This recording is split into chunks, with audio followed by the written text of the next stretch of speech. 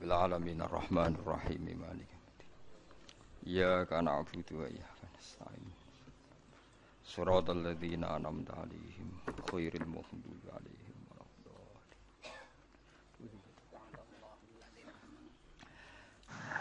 Bismillahirrahmanirrahim. Mun kula terangno kiamat iki, soal kiamat itu seru, ora usah ndelok. Nggih, kiamat itu seru, ora usah ndelok.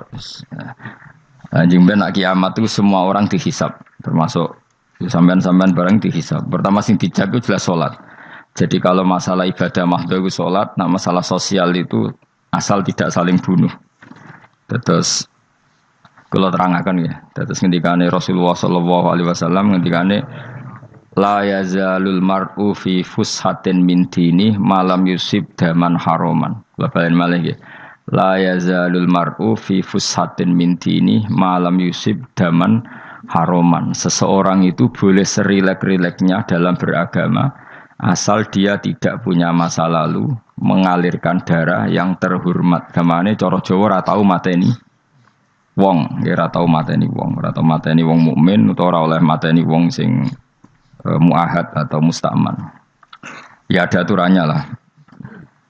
Jadi kalau sampean urip ora tau mateni wong iku wis cara beragama iku rileks karena fifus satin mintin. Nah tentu mateni itu ada banyak sebab, di antaranya fatwa yang ekstrim. Sehingga ulama dulu itu senang diguyon sampai keterusan saiki. Jadi kabeh wong alim khase sering guyon karena memang menghindari omongan penting.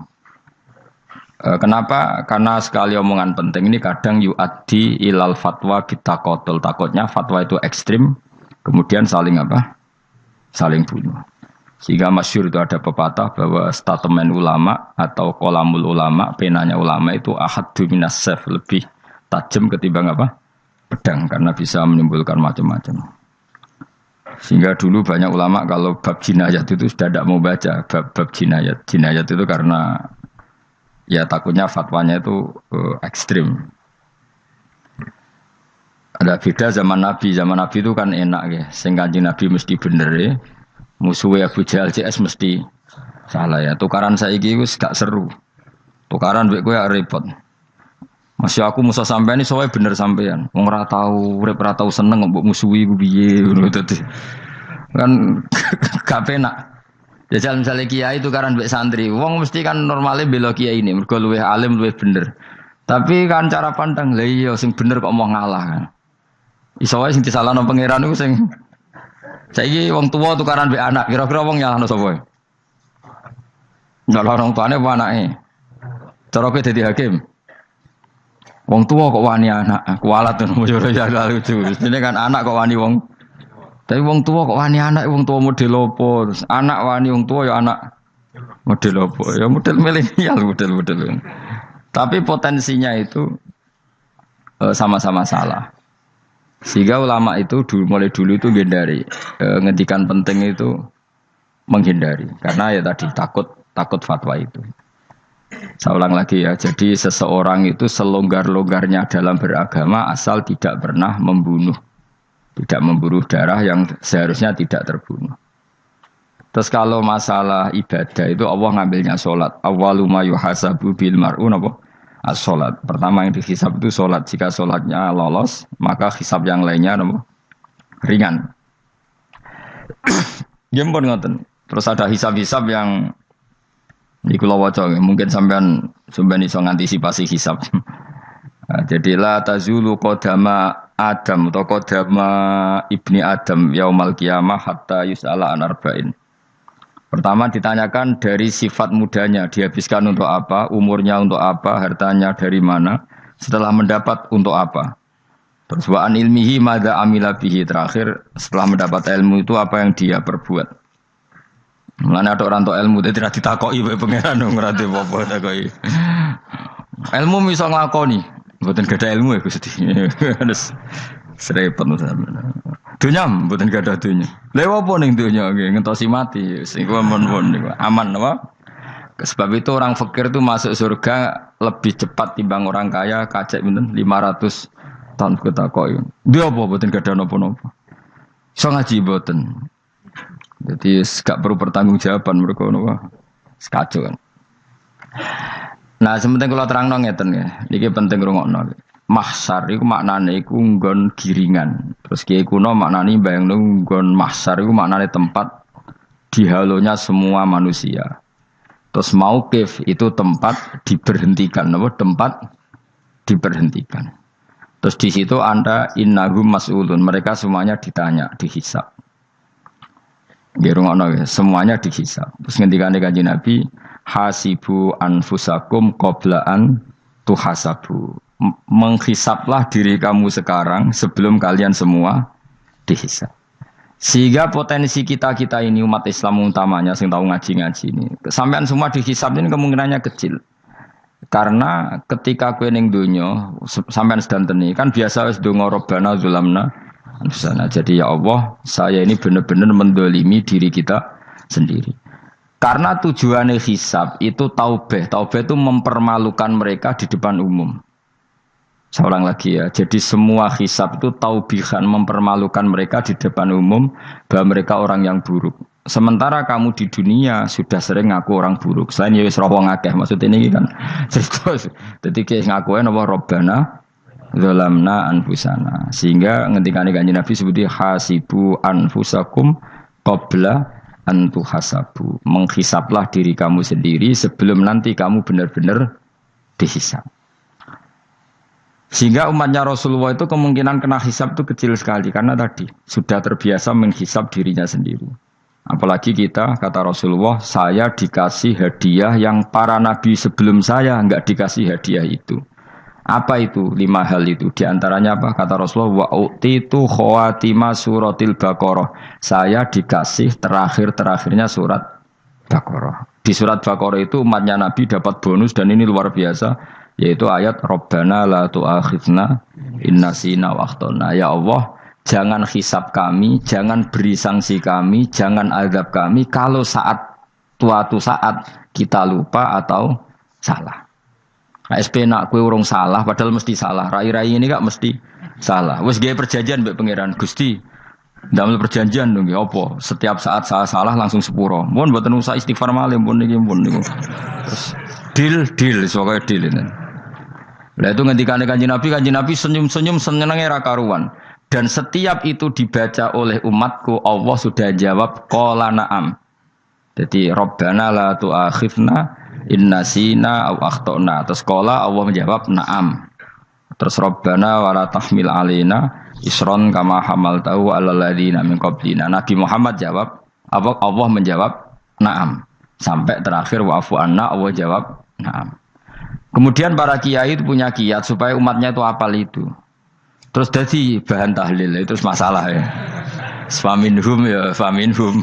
Sing tahlil ya ora paham, sing kritik ya ora paham. Alhamdulillah itu mesti padha-padha ra kena hisab. Mergo padha-padha ora napa? Paham. Jadi ora ono barokah kaya goblok wis barokah tenan. Mergo sing lakoni ya ora paham, sing kritik ora paham. Jadi kalimat yang di akhir surat Baqarah itu adalah termasuk hadiahnya Rasulullah yang tidak diberikan pada Nabi sebelumnya. Ini apa jenis?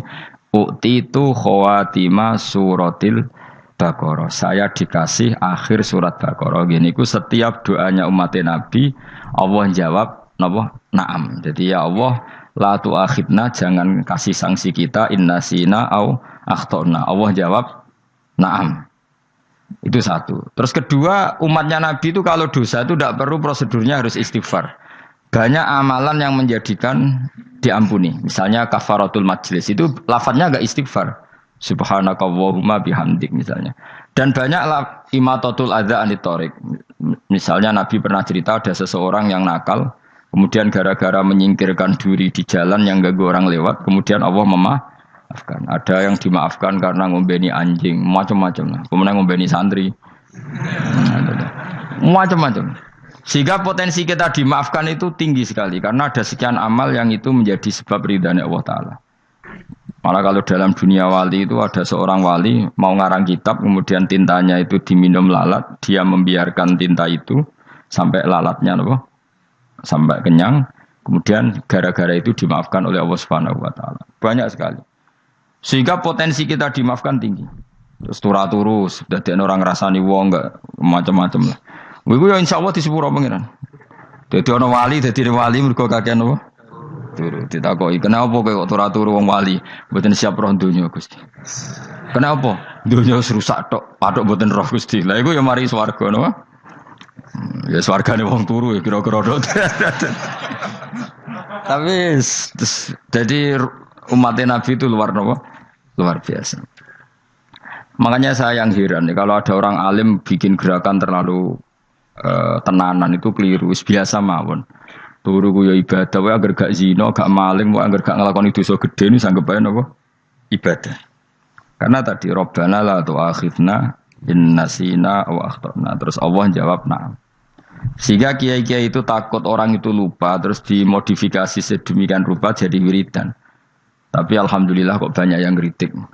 Jadi ya biar seimbang, no? Seimbang apa alam demokrasi. Jadi kalau agak kecewa ambek sing kritik, mereka insyaallah rapati paham masalah usul ini.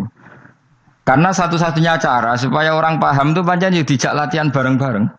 Gak ngono wis malah ra paham blas. Ya tapi tadi ya semua itu resiko. Zaman Nabi Sugeng ana ibadah sunat dilakoni terus, Nabi yo duka, kuwatire dianggap wajib.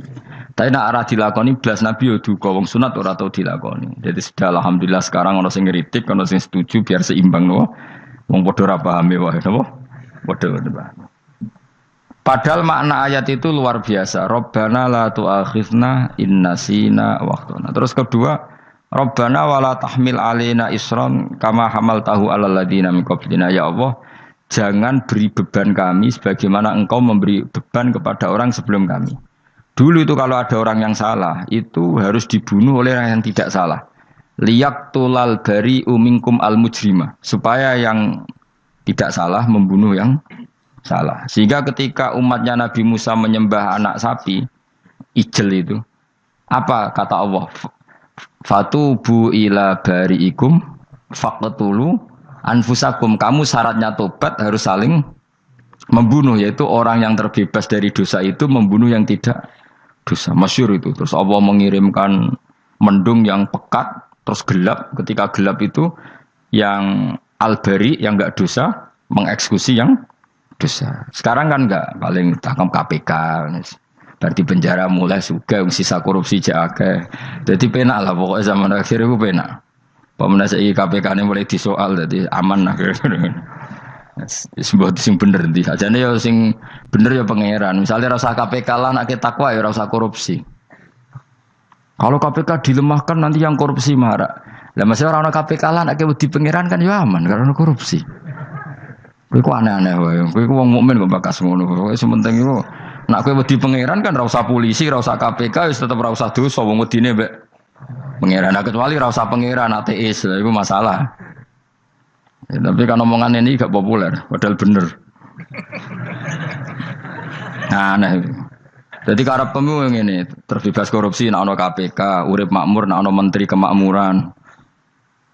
Pokoknya kuwabe kuwi mbok gantungno pejabat negara. Mengane tau hitam jeblok, sak jeblok-jebloke. Misalnya rasa sejahtera, sare menteri sosial harusnya gini-gini. Ngono korupsi salah KPK. Ngono ana ora keamanan salah polisi. Senengane nyalahno wong. Gue sekali-kali nganggo tauhid. Nek ana adab iku mergo dosa yang sudah kelewat. Ya tapi kan gak mungkin ngomong bernegara gitu. Tapi atas nama iman bahasa kita seperti itu. Kalau atas nama bernegara emang kita butuh polisi, butuh tentara, butuh KPK. Tapi atas nama iman ya tadi kalau kita diberi sanksi Allah itu rata-rata dari bima qaddamat yadaka itu pasti ada salah yang pernah Anda lakukan. Ya tapi sudahlah ini zaman sudah seperti ini. Sanut umumnya wong akeh. Kalau terang namanya masalah hisab ya. Hasibu anfusakum qabla antu hasabu. Kamu menghisaplah diri kamu sebelum kamu dihisab. Misalnya saya sebagai ulama, tentu hisab terberat saya itu kitmanul ilmi, menyembunyikan apa? Ilmu.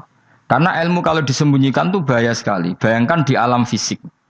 Misalnya ada orang berkebutuhan pada kemaksiatan, terus di situ ditulis bar, karaoke misalnya.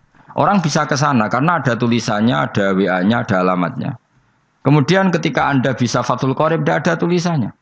Harusnya Anda juga nulis ahli Fathul Qorib, ahli Fathul Mu'in. Nah, atau ahli Jaljalut tulis saja. Ahli Primbon. Enggak apa-apa tulis saja. Penerus Ronggo Warsito tulis saja. Zaman gendeng ora melok gendeng ora keduman tulis saja. Tapi barokahnya tulisan itu kan orang bisa tahu. Makanya kenapa banyak orang sufi yang sudah menyembunyikan diri warna nakal-nakal karena dia disalahkan Allah karena menyembunyikan ilmu. Saya itu orang yang senang tertutup kecuali masalah ilmu. Saya mau mengajar terbuka seperti ini. Karena tadi awal dari dikenalinya kemakrufan adalah dimaklumatkan. Awal dari dikenalinya keburukan juga karena dimaklumatkan. Betapa celakanya kalau kemungkaran dimaklumatkan sementara kebenaran tidak dimaklumatkan. Makanya Mbah Mun itu sampai berfatwa, Mbah Mun guru saya itu. Nah ono masjid ra ono menarane Mbah Mun duka. Masjid kok ora ono menarane, wajib ono. Dulu saya iskal, kenapa menara jadi wajib? Tapi setelah saya tambah angan-angan, secara fikih jelas tidak wajib. Tapi coba bayangkan, misalnya ada bar lampunya tinggi, orang dari jauh tahu itu bar, sehingga kalau mau maksiat misalnya ingin ke sana. Sekarang misalnya masjid gak ono menarane, ada orang ingin sholat, ono masjid tahu ora. Tapi baru kayak ada menaranya kan? Tahu. Intinya semua kebaikan itu harus dimanarohkan. Makanya manaroh itu dari kata nur. Dimenarakan. Dari kata nur. Dari kata dicahayakan. Dimaklumatkan. Sehingga mulai dulu lama itu meskipun humul itu menyembunyikan diri. Tapi kalau masalah ilmu mereka membuka diri. Loh coba kalau misalnya ngaji seperti saya ini. Saya tidak terang-terangan jadi orang alim. Sebetulnya nggak baik. Kalau kamu ujub, sombong, aku orang alim itu tidak baik. Tapi kalau kita kan tidak karena ujub tadi, harus memaklumatkan. Coba berapa bapak-bapak yang tertolong nyari bidan ketika istrinya hamil. Gara-gara tulisan, karena yang nolong itu. Bidan. Ya kan? Dokter gigi. Atau kalau enggak dokter, ya ahli gigi. Ahli gigi itu yang dipasang tanpa medis itu. Tidak kamu menjadi tahu karena apa coba? Tulisan kan. Tapi kenapa kebaikan tidak seperti itu? Harusnya sampean itu tulis saja. Misalnya sampean enggak alim saja, maklar orang alim. Siap menyalurkan ke tempat-tempat orang alim. Coba TKI tenaga kerja itu. Mereka tahu Korea, Hongkong karena tulisan penyalur tenaga kerja. Tulis saja rumah kamu penyalur ke orang alim. Nanti antar ke berduaan. Kalau ada orang tanya, maksudnya gimana? Kalau butuh orang alim, tak antarkan. Oh ya sudah. Itu kalau se-Indonesia. Itu luar biasa. Jadi yang ngajinya dulu Fathul Qorib sampai bab sholat itu saja. Ahli Fathul Qorib sampai bab sholat. Terus saja dalam kurung pemahaman pas-pasan. Enggak apa-apa. Lo coba dokter itu kan fair. Kalau ilmunya pas-pasan tulis dokter umum. Kalau dia merasa pinter dokter spesialis. Dan itu menjadi orang tahu. Tulis saya kan ahli saraf. Nah, lo buatan guyon itu betul. Makanya saya ini termasuk orang yang menyembunyikan diri. Tapi kalau bab ilmu enggak. Sehingga nyun saya tidak sombong banyak gus-gus alim yang ngaji saya Jamul Jame, ngaji Mahali. Padahal itu kitab tersulit di pondok. Tapi gara-gara saya sering cerita, saya pernah ngaji Jamul Jame sama Mbah Mun. Saya pernah mentakriri kitab ini. Nya banyak yang ngaji saya. Kalau tanpa itu kan mereka tidak tahu. Ya sampean enggak apa-apa kalau menyaingi saya. Tulis saja di rumah kamu ahli Jamul Jame. Barang diparani ahli apa? Ahli jilid. Maksudnya kalau kitab kamu rusak bawa sini. Ya enggak apa-apa.